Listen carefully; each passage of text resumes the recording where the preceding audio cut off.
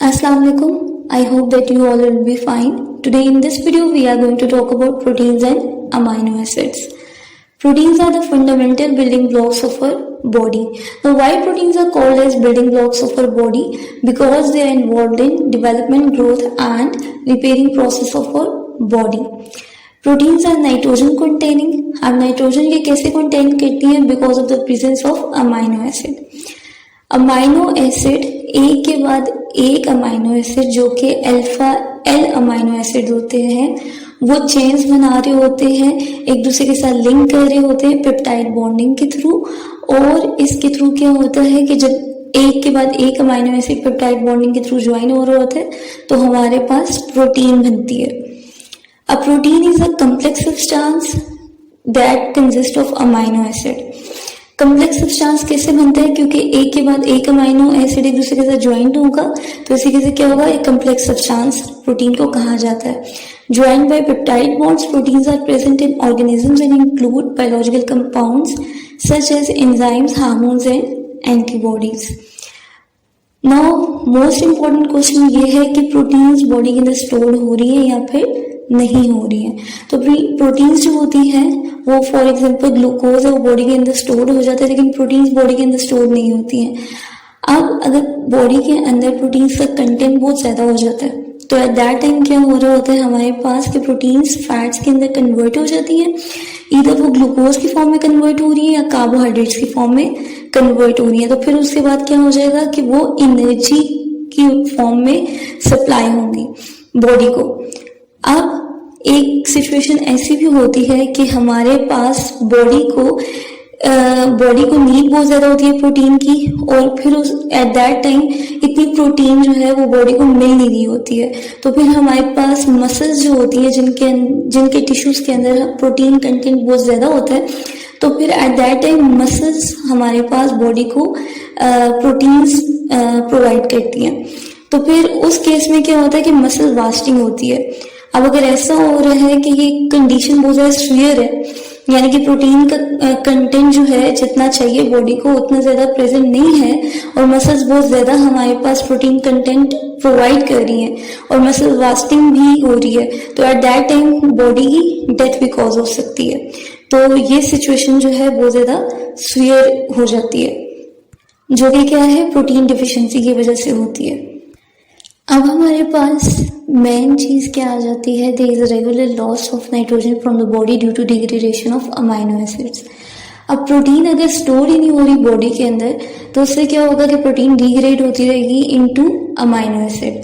Amino acid के अंदर क्या होता है? नाइट्रोजन प्रेजेंट होती है तो प्रोटीन के अंदर भी नाइट्रोजन प्रेजेंट होती है because it contains amino acids.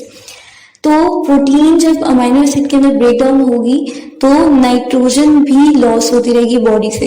अब नाइट्रोजन को हमें मेंटेन करना है बॉडी के अंदर तो हम क्या करेंगे कि नाइट्रोजन को डाइट से गेट करेंगे और नाइट्रोजन क्या होगी जितनी नाइट्रोजन बॉडी से लूज हो रही है उतनी ही नाइट्रोजन बॉडी जो है वो डाइट से गेट करेगी. तो इसी के से बैलेंस जो है वो नाइट्रोजन का मेंटेन हो जाएगा बॉडी के अंदर. 20 अमाइनो एसिड्स होते हैं टोटल बॉडी के अंदर, उनमें से हाफ बॉडी सिंथेसाइज करती है और हाफ जो है हमें डाइट से गेट होते हैं. अब प्रोटीन्स जो होती है वो अमाइनो एसिड्स के अंदर डिग्रेड होती रहती हैं और हर अमाइनो एसिड बॉडी के अंदर एक स्पेसिफिक फंक्शन जो है वो परफॉर्म करता है आफ्टर इट्स मेटाबोलाइजेशन. नाउ यूबिक्विटिन का क्या फंक्शन होता है? यूबिक्विटिन क्या होता है? यूबिक्विटिन हमारे पास एक पॉलीपेप्टाइड है जिसका काम क्या होता है? डिग्रेडेशन करवाना प्रोटीन्स की इनटू अमाइनो एसिड्स. तो ये क्या करवाता है कि प्रोटीन्स को अमाइनो एसिड के अंदर डिग्रेड करवाता रहता है और इसकी फैसिलिटेशन को इंक्रीज करवा देता है. यानी कि प्रोटीन्स जो है वो अमाइनो एसिड के अंदर ब्रेक डाउन होती रहती हैं और ये इनको फैसिलिटेट करवाता है यानी कि इसके डिग्रेडेशन को बहुत ज्यादा हाई कर देता है.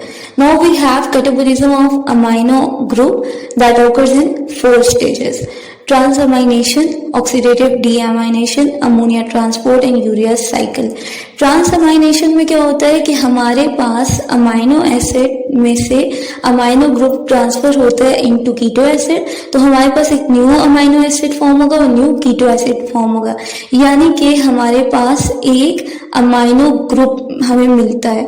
ऑक्सीडेटिव डीअमाइनेशन में क्या होता है कि साइटोप्लाज्म से ये जो अमाइनो ग्रुप आया होता है ग्लूटामेट की फॉर्म में हमें मिलता है और ये जाता है माइटोकॉन्ड्रिया के अंदर इन द लिवर और यहाँ से हमें क्या फॉर्म होता है, यहाँ पे हमारे पास माइटोकॉन्ड्रिया के अंदर अमोनिया बनता है।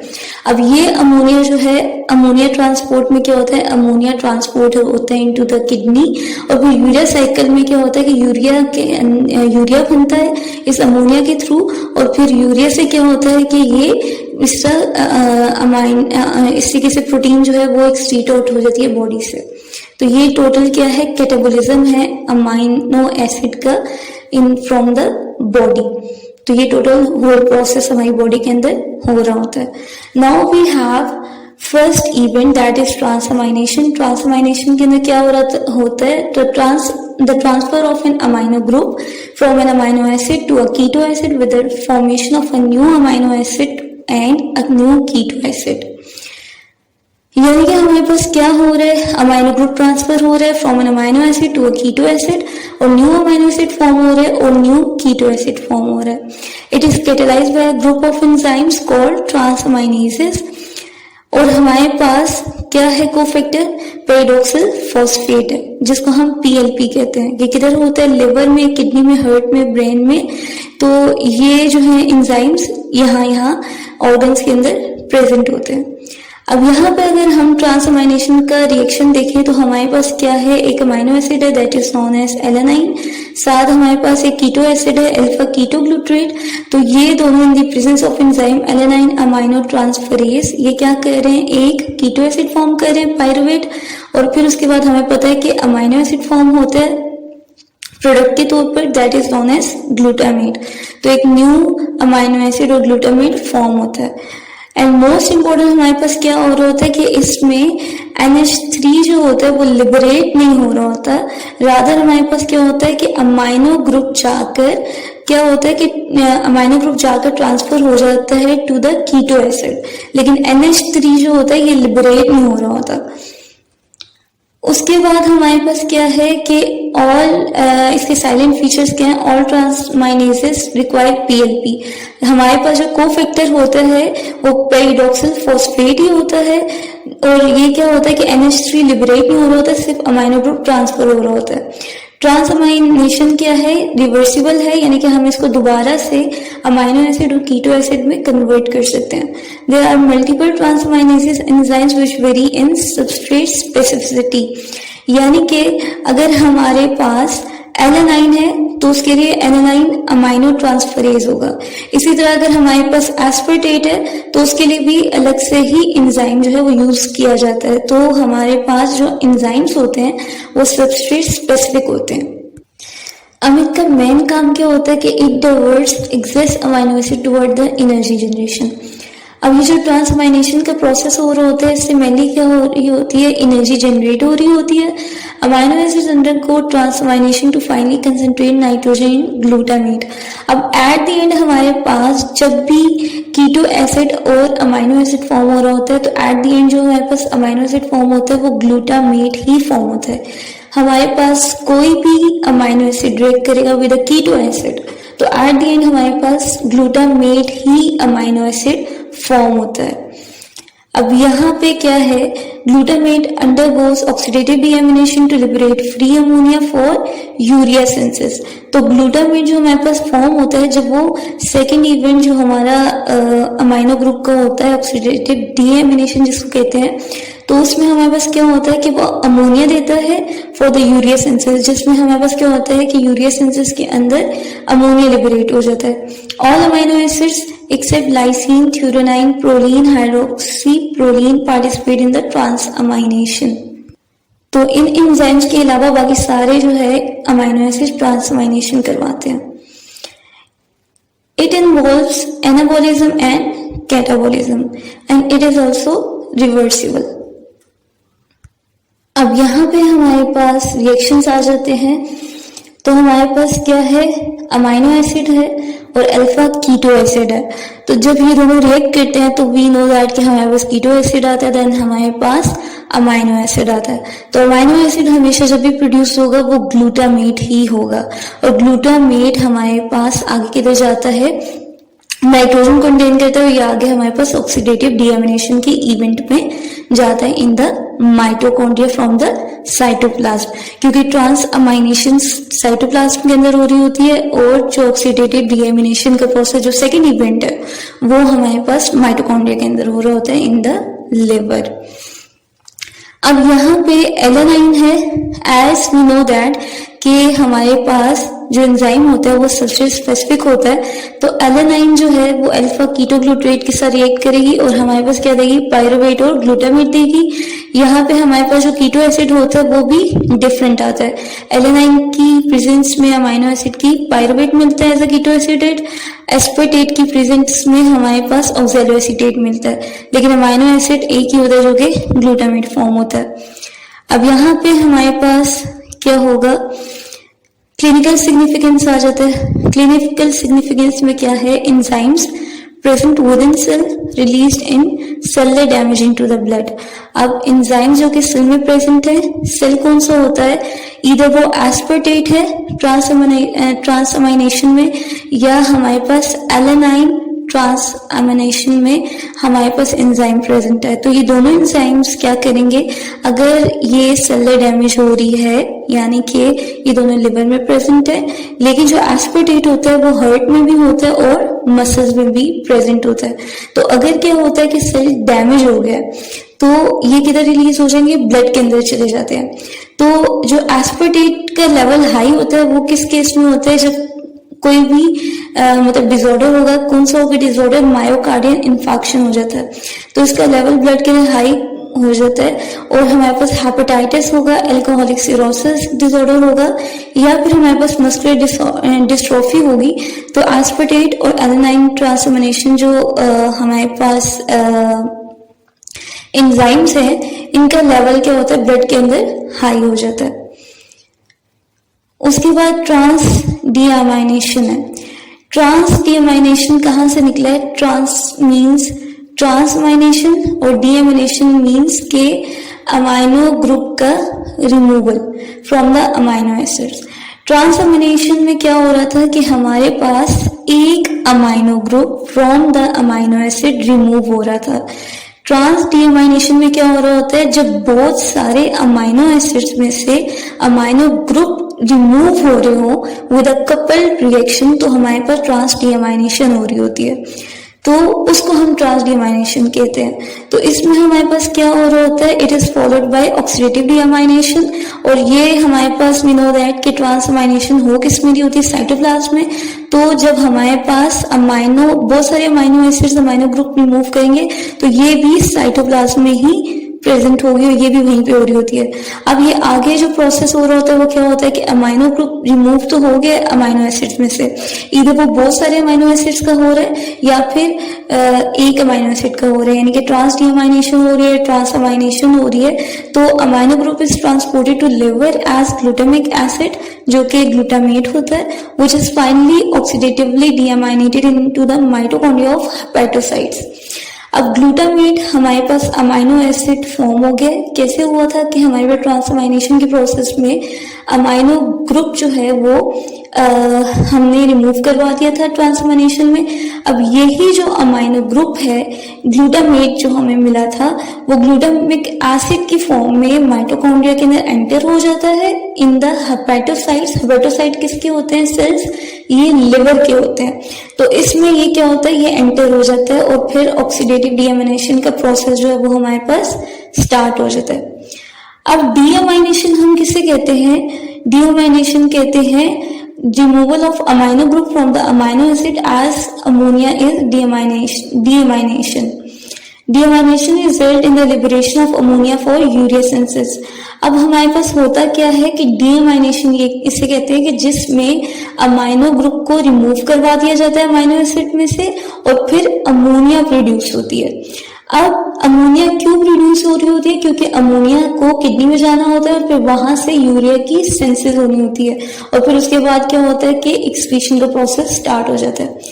The carbon skeleton of amino acids is converted to keto acids. अब इसमें क्या होता है, कीटो एसिड्स भी प्रोड्यूस हो रहे होते हैं, क्योंकि एट द एंड क्या होता है कि जब अमोनिया प्रोड्यूस होता है तो साथ में हमें कीटो एसिड भी अल्फा कीटोग्लूट्रेट जो होता है वो भी प्रोडक्ट के तौर पर अमोनिया के साथ मिलता है। डीअमाइनेशन ऑक्सीडेटिव भी होती है और नॉन ऑक्सीडेटिव भी होती है। Only liver mitochondria contain glutamate dehydrogenase which deaminates glutamate to alpha ketoglutarate and ammonia. It needs NAD as coenzyme. It is an allosteric enzyme. It activated by ADP and inhibited by GTP. अब जो हमारे पास glutamate dehydrogenase है, ये क्या है? Enzyme है जो कि माइटोकॉन्ड्रिया के अंदर प्रेजेंट है। अब यानी कि ऑक्सीडेटिव डीएमिनेशन का प्रोसेस हो रहा होता है तो वहां पे जो माइटोकॉन्ड्रिया प्रेजेंट होता है लिवर के अंदर, तो वहां पे ये एंजाइम प्रेजेंट होगा GDH, और इसका काम क्या होता है कि ये ग्लूटामेट को जो कि हमारे पास ट्रांसअमाइनेशन के अंदर साइटोप्लाज्म में से आया होता है, ये उसको अल्फा कीटोग्लूट्रेट और अमोनिया में कन्वर्ट कर देता है। अब अगर इन केस ये एंजाइम प्रेजेंट नहीं होगा तो अमोनिया और अल्फा कीटोग्लूट्रेट फॉर्म ही नहीं होंगे। अमोनिया अगर नहीं फॉर्म हो रहा तो फिर क्या होगा कि यूरिया सिंथेसिस नहीं हो पाती। तो ये एंजाइम बहुत ज्यादा इंपॉर्टेंस रखता है। अब ये कन्वर्ट कैसे होगा अमोनिया के अंदर? जब हमारे पास कोएंजाइम होगा that is high energy NAD, और ये क्या होता है? एक्टिवेट कब होता है? जब लो एनर्जी होती है दैट इज ADP, और इनहिबिटेड किसके थ्रू होता है? By high energy that is GTP। अब इसके बीच में जो हमारे पास फॉर्मेशन होगी वो किसकी होगी? अल्फा अमाइनो ग्लूट्रेट की। यानी कि हमारे पास ग्लूटामेट है, ग्लूटामेट सबसे पहले अल्फा अमाइनो ग्लूट्रेट में फॉर्म होगा और फिर उसके बाद अल्फा कीटोग्लूट्रेट में कन्वर्ट होता है और साथ अमोनिया दे देता है। तो वी शुड नो दैट कि ग्लूटामेट जो है जब हमारे पास ग्लूटामेट डिहाइड्रोजिनेज से कीटोग्लूट्रेट और अमोनिया में कन्वर्ट होता है तो उससे पहले क्या देता है? हमारे पास अमाइनो ग्लूट्रेट देता है। अब ऑक्सीडेटिव डीएमिनेशन का प्रोसेस है जो कि सेकेंड इवेंट है। इसमें क्या हो रहा होता है? It is the liberation of free ammonia from the amino group of amino acids coupled with oxidation.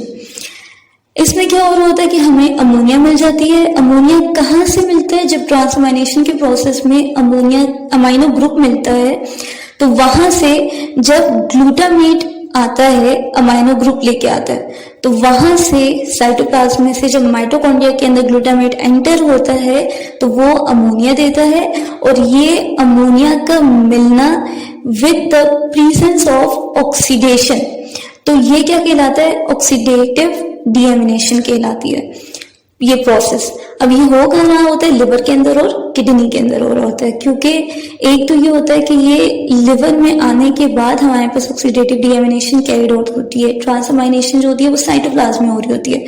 अब अमोनिया लिवर से किडनी में भी जाता है तो ये प्रोसेस किडनी में भी हो रहा होता है। Oxidative deamination is to provide ammonia for urea synthesis and alpha keto acid for a variety of reactions including energy generation. तो अमोनिया ने क्या फंक्शन परफॉर्म करना होता है कि ये इसने यूरिया सिंथेसिस करवानी होती है। अमोनिया का काम ही क्या है कि आगे इसने यूरिया को बनाना है, और अल्फा कीटोग्लूट्रेट का क्या काम होता है जो ये प्रोडक्ट के तौर पर बनता है? इसका काम होता है एनर्जी को जनरेट करवाना, तो ये आगे एनर्जी को जनरेट करवाती है। अब हमारे पास ऑक्सीडेटिव डीएमिनेशन का क्लिनिकल सिग्निफिकेंस क्या है? इसका क्या होता है कि ये एक रिवर्सिबल रिएक्शन है। सो इसका मेटाबॉलिक सिग्निफिकेंस क्या होता है कि ये एक रिवर्सिबल रिएक्शन है, यानी कि ट्रांसअमाइनेशन की तरह ये भी एनाबॉलिक होता है, कैटाबॉलिक होता है, और दोबारा से हम इसको रिवर्स कर सकते हैं। और इसमें क्या है कि ये जिंक कंटेन करता है माइटोकॉन्ड्रिया के अंदर, और एक एलोस्टेरिक एंजाइम है, इसके 6 आइडेंटिकल सब यूनिट्स हैं और इसका मॉलिक्यूलर वेट है 56,000। एलोस्टेरिक रेगुलेशन कैसी होती है कि इसमें मैंने पहले भी बताया था कि हमारे पास जो GDH है, ग्लूटामेट डिहाइड्रोजिनेज एंजाइम है, जो कि ग्लूटामेट को कन्वर्ट करता है इनटू अल्फा कीटोग्लूट्रेट और अमोनिया। वो क्या कैसे करेगा? जब हमारे पास लो एनर्जी होगी कम एनर्जी होगी जो कि एडीपी है, तो हमारे पास क्या होगा कि ऑक्सीडेटिव डीअमाइनेशन का लेवल क्या हो जाएगा, हाई हो जाएगा। लेकिन जब हाई एनर्जी होती है, जैसे जीटीपी है, एटीपी है, तो हमारे पास ऑक्सीडेटिव डीअमाइनेशन उधर वर्क नहीं करती है, वो इनहिबिट हो जाती है, तो उसका लेवल क्या हो जाएगा, लो हो जाएगा। तो ये एलोस्टेरिक रेगुलेशन होती है। स्टीरॉयड और थायराइड हार्मोन्स के थ्रू भी क्या होता है कि इसका लेवल, जो डीडीएच एंजाइम है, इसका लेवल क्या होता है, कम हो जाता है, इसकी वर्किंग जो होती है वो कम हो जाती है, यानी कि ऑक्सीडेटिव डीअमाइनेशन जो होती है वो लो हो जाती है। अब हमारे पास अमाइनो एसिड ऑक्सीडेजेस आ जाते हैं। एल अमाइनो एसिड आ जाएगा, डी अमाइनो एसिड आ जाएगा। इसकी जो कोफैक्टर्स हैं वो एफएमएन है और एफएडी है। साइड क्या है, लिवर, किडनी और पेरोक्सिसोम्स है। इनकी जो एल अमाइनो एसिड है उसकी एक्टिविटी लो है as compared to D amino acid. यहाँ पे हमारे पास क्या हो रहा है, एल अमाइनो एसिड है, ये एल अमाइनो एसिड ऑक्सीडेज की प्रेजेंस में क्या करेगा, अल्फा कीटो एसिड दे देता है और अमोनिया दे देता है। ये इसमें क्या हो रहा होता है, ऑक्सीडेटिव डीअमाइनेशन हो रही है, that is in the presence of oxidation, oxygen. अब यहाँ पे क्या हो रहा है कि हमारे पास कोफैक्टर क्या है, एफएमएन है, ये कन्वर्ट हो रहा है इनटू एफएमएनएच2 और यही एफएमएनएच2 दोबारा से रिवर्स भी जा सकता है, यानी कि एफएमएन में भी जा सकता है। अब यहाँ पे वाटर भी क्या होती है, रिलीज होती है, ठीक है। अब रिलीज क्या होगी, यानी कि यहाँ पे कैटालेज एंजाइम वर्क करेगा, ठीक है। यानी कि जब हमारे पास अल्फा कीटो एसिड और अमोनिया जब कन्वर्ट होंगे इनटू एल अमाइनो एसिड, जब दोबारा से कन्वर्ट होते हैं, तो हमारे पास एंजाइम कौन सा वर्क करेगा, कैटालेज एंजाइम वर्क करेगा। अब यहाँ पे हमारे पास क्या हो रहा होता है कि जब डी अमाइनो एसिड जो होता है वो उसमें क्या हो रहा होता है कि डी अमाइनो एसिड के अंदर D amino acid alpha keto acid और अमोनिया में कन्वर्ट होता है। तो एट दैट टाइम क्या हो रहा होता है कि एफएडी कन्वर्ट हो रहा होता है इनटू एफएडीएच2 और वाटर जो होती है वो भी रिमूव हो रही होती है और अमोनिया दे रही होती है। अब यहाँ पे क्या होता है, एंजाइम जो होता है हमारे पास वो डी अमाइनो एसिड ऑक्सीडेज होता है और यहाँ पे फिर हमें क्या होता है, एनर्जी भी मिल रही होती है और साथ क्या होता है कि यहाँ पे ये जो अल्फा कीटो एसिड है ये एल अमाइनो एसिड भी देते हैं और साथ ग्लूकोज और फैट भी एनर्जी के थ्रू दे सकता है और यही ग्लूकोज और फैट एनर्जी भी दे सकते हैं दोबारा से ट्रांसअमाइनेजेस के थ्रू। अब यही ट्रांसअमाइनेजेस का जो ट्रांसअमाइनेशन का जो प्रोसेस है ये एल अमाइनो एसिड को दोबारा से अल्फा कीटो एसिड में कन्वर्ट कर सकता है और यही अल्फा कीटो एसिड दोबारा से एल अमाइनो एसिड में कन्वर्ट हो सकता है। किस प्रोसेस के थ्रू होगा, ट्रांसअमाइनेशन प्रोसेस के थ्रू होगा। अब आ जाते हैं नॉन ऑक्सीडेटिव डीअमाइनेशन के थ्रू, क्योंकि वी नो दैट कि डीअमाइनेशन का प्रोसेस टू टाइप्स में कन्वर्टेड है, एक ऑक्सीडेटिव और दूसरा नॉन ऑक्सीडेटिव। जो नॉन ऑक्सीडेटिव है वो विदाउट ऑक्सीडेशन होता है। इसकी जो है ना मेन इंपॉर्टेंस ये है और ये इसमें क्या होता है, जो एंजाइम्स होते हैं वो डीहाइड्रोटेज एंजाइम्स यूज किए जाते हैं। इसमें सीरीन आ जाती है, थ्यूरेनाइन और होमोसीरीन आ जाती है।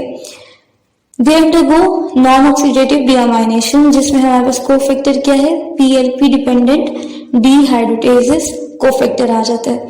अब ये जो हमारे पास एंजाइम्स है ये पीएलपी और डीहाइड्रोटेजेस की प्रेजेंस में क्या दे देंगे, हमें अमोनिया और कीटो एसिड दे देंगे। यहाँ पे हमारे पास क्या है, अमाइनो एसिड डी सेल्फ हाइड्रोटेजेस हैं, इसमें सिस्टीन और होमोसिस्टीन आ जाता है। ये क्या करेंगे, डीअमाइनेशन की अंडरगो जाएंगे और they are coupled with desulfhydration to give keto acid. यहाँ पे सिस्टीन है, ये क्या दे रही है, अमोनिया और पायरुवेट दे देगी in the presence of desulfhydrases. और यहाँ पे हिस्टिडीन क्या देगी, in the presence of histidase ये अमोनिया और यूरेकोनेट दे देगी। I hope that you understand it so easily. और जितना भी कॉन्सेप्ट है वो आप लोग को अच्छे से समझ आ गया होगा। अब अमोनिया किसी किसी ट्रांसपोर्ट होती है और फिर उसके बाद यूरिया साइकिल किसी किसी रन करती है और उसमें किसी किसी यूरिया प्रोड्यूस होता है। वो आगे की वीडियो जो मैं अभी बनाऊंगी उसमें मैं आप लोग को डिस्क्राइब कर दूँ।